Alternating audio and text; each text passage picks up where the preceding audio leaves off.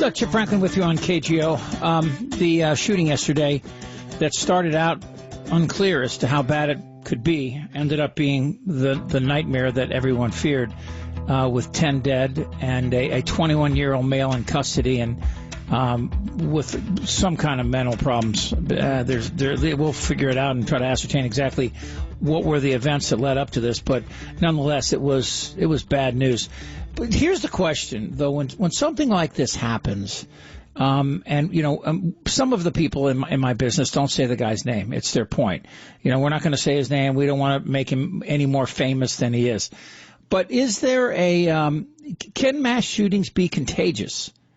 Dr. Alex Del Carmen heads up the School of Criminology at Tarleton State University in Fort Worth, and he's a criminologist and joins us here on KGO. Alex, let me ask you. First of all, thanks for being with us. My question, I guess, is about the idea that something is contagious. Do we have any kind of proof that lends itself to that? Yeah. So thanks for having me. Look, if you look at the national studies that have been done on replications of these types of events, what we have found is that there are, in fact, correlations. There are relationships between one event that includes, mass violence or death against multiple people, and in fact others. And they oftentimes replicate each other because people like to, get on the news. They like to have that 5 seconds of fame. And unfortunately, we've seen a pattern across the United States related to that. And it's interesting. So you've seen also some of us in the media that don't say the person's name. Obviously we go back in time now. You're starting with Klebold and Harris and then moving forward for these mass shootings. I know that I remember hearing that Dylan Roof was collecting, he's the guy that shot up the church in South Carolina. He was collecting afterwards, a newspaper, and he would go online and try to get as much as he could to find out about himself. And they finally took it away from him. Is some of that on us in the media? Do we do this? Do we just beat this thing dead?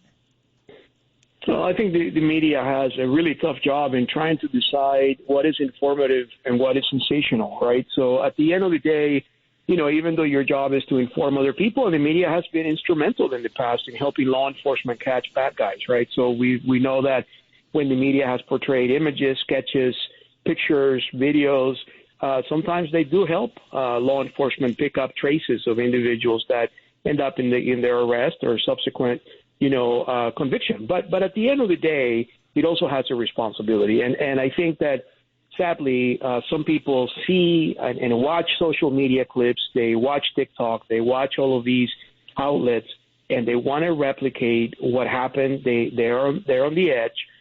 They're, a bad day away from committing suicide or hurting somebody else, and this just takes them over the edge. This gets them to do something violent and get down in the history books as a mass murderer. It's funny, you said a bad day. Reminded me what that sheriff said, the spokesperson for the sheriff's office in Atlanta.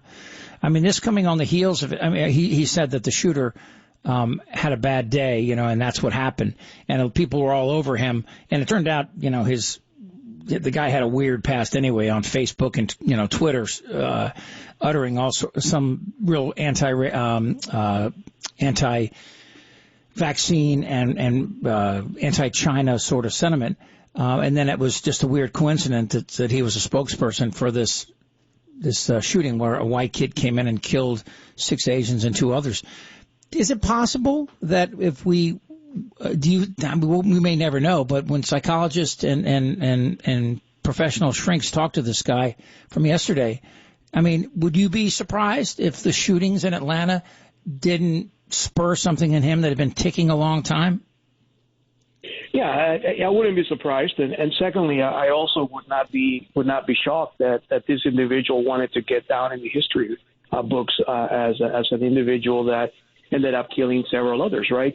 Look, when I say a bad day, I mean the fact that the individuals are having a trend of in their mind something bad that happens in a streak, and then some little thing, some action by someone puts them over the edge. But going back to your law enforcement connotation of what this officer or the PIO in this case was saying, I think he was way too sympathetic, right, towards the killer, and by saying that the killer had a bad day. Well, what about the victims that had a really bad day? What about the families of those victims that had a really bad day? So I understand your point, and going back to it, I will say to you that the bottom line for me is, psychiatrists may never find out what this bad guy had in mind at the time that this happened, but clearly this was a horrible act of violence, and unfortunately we're going to see more additional acts of violence in the future.